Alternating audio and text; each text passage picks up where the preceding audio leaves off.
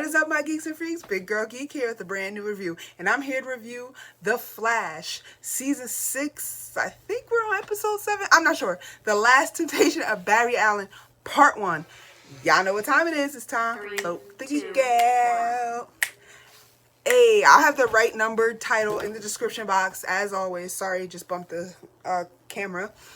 But as you can see through my enthusiasm compared to last week's episode, I am so happy. This episode was so good, you guys. I loved this episode. I really truly loved it. I'm gonna give it an A+. I'm gonna say straight out the bat, and we're gonna talk about what I liked and some parts maybe that I didn't quite like, but overall I enjoyed the episode. I think this is the first time The Flash has ever done a two-parter. There was a to be continued at the end of the episode, which I thought was interesting. Correct me if I'm wrong, but I think it's the first time we've had a two-parter, like with the same title episode and all that, and the same, you know, the stories and episodes have flowed before, but this is the first time I think we've had an actual like part 2. So like next episode is The Last Temptation of Barry Allen Part 2. But let's talk about Part 1, which just went off a few minutes ago. Of course, I was on Twitter doing the live stream. We were all going crazy. I'll try to put a link in the description box. I did not put a link in the last episode's description box of the live because it was boring. We were very silent. We weren't feeling it on Twitter. So there was no need for you to watch it. But I'll try to remember, hopefully, to put a description for the live. And if I don't, just head over to Big Girl Geek on Twitter, same name, and you'll be able to see that. Hit follow. And of course, if you're brand new or if you're just coming around and you haven't hit subscribe yet, made that commitment, do me that solid, hit subscribe. I am trying to get to 500 subscribers by the new year. Hopefully, I'm almost there. Okay, so it was just so much.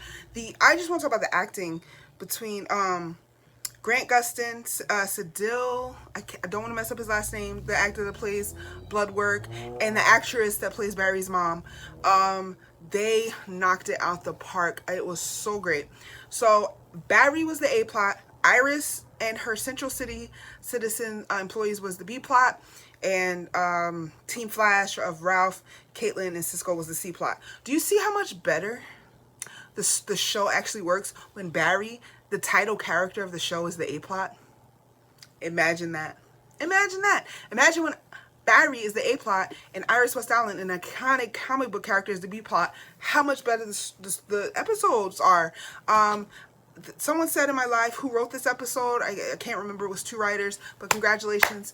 Thank you, because the last 6 episodes have been complete and utter trash. Some of them, not all of them. Do check out my previous reviews, having said that, and you'll get my thoughts on that. But yeah, I just loved it. The acting, I have to, you know, give a shout out and a hand clap to Grant and his scene partners. It was amazing. We see Ralph and Bloodwork fight. They have very similar powers as far as stretching and cell manipulation. So I thought that was a cool CGI fight. I mean, CGI could be a little bit better, but I thought the fight between them was cool, especially because they have similar powers. Ralph got infected.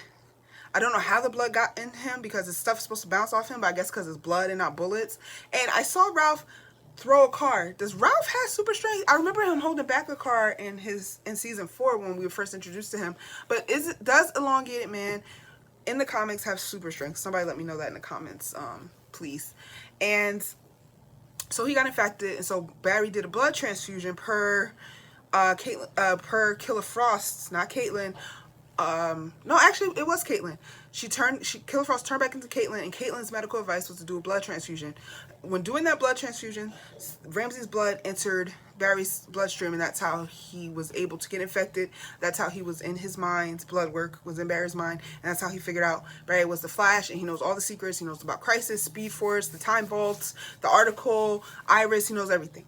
And so we saw a bunch of hallucinations that Bloodwork was giving Barry, which was so sad. He showed him a graveyard of everyone that we've lost, that Barry has lost, and we've lost as viewers and lovers of Barry Allen and the Flash.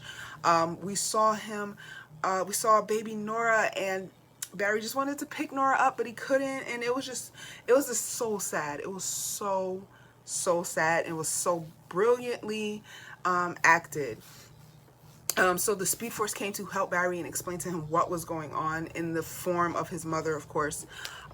We saw a scene where they were all at the table and they were eating like Bloodwork's blood in the Thanksgiving dinner. I don't even want to say it was Thanksgiving. It was just supposed to be a regular family dinner.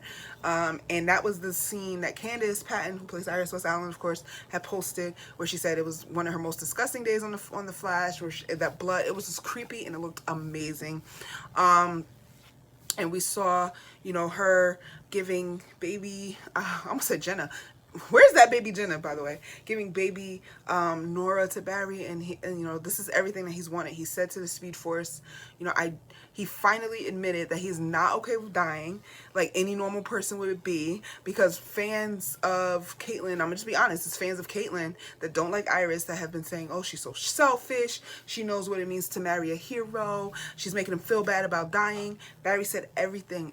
He said, I want to be with my family, I want to be with Iris, this is my future. He had this fight with the Speed Force where he said, I feel like everything he's ever wanted to say for the last 6 years, he got it off his chest. He's like, you gave me these powers, you chose me, you sent the lightning to strike me, you knew this was happening, and you took everything away from me. Now you're taking my future away with my family, and I'm not here for it.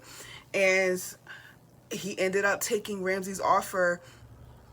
They were fighting over Barry. They were pulling him in like different directions, like Bloodwork's on this side, Speed Force is on this side, and he ultimately decided to choose Bloodwork because Bloodwork manipulated him and said that, you know, you could use my blood to be a better hero. Your body will survive crisis. But he, you know, tricked him. And of course, now he's just a slave to Ramsey. And there was a scene where he is Negative Flash, and it looks amazing, you guys. It looks completely awesome. The C plot of, I'll just talk real fast, of Cisco like running, giving him velocity X or whatever from season 2. I mean, it would have been faster if he could vibe. I don't know when he's getting his powers back, because if you look at some of the spoiler photos, he's in his vibe costume, and we've seen that from Barry's premonition, so I'm not really spoiling that for you. Killer Frost choked when it came to medical stuff. She actually legitimately fell down to the ground. She couldn't do anything. She saw Barry convulsing, and it turned into Ralph. So I'm really believing more and more that Killer Frost has a crush on Ralph, and it's not going to work because Sue Dibney's coming. But the B plot was Iris and the Central City Citizen doing a quick side investigation about Allegra's cousin. Allegra confronted Iris and said, I know Barry's the Flash, and you need to write this article. I don't know how she knew about everything. I guess because Nash told her about Crisis. And she's like, when I was in jail, you wrote the article about the streak, and you inspired me to be a journalist, and I thought that was very nice, and that's what Iris needed to hear. And she started writing the article because a Crisis is in 2 days, so it's like December. They jumped ahead on the Flash. It's December, even though we, of course, are still in November. But it was just an amazing episode. Like I said, I give it an A. The acting, the writing, it was such a great episode. I loved it. What did you guys think? Let me know in the comments. As always, I can't wait to discuss with you. So until next video, I'm out of here. Big Girl Geek out. Peace.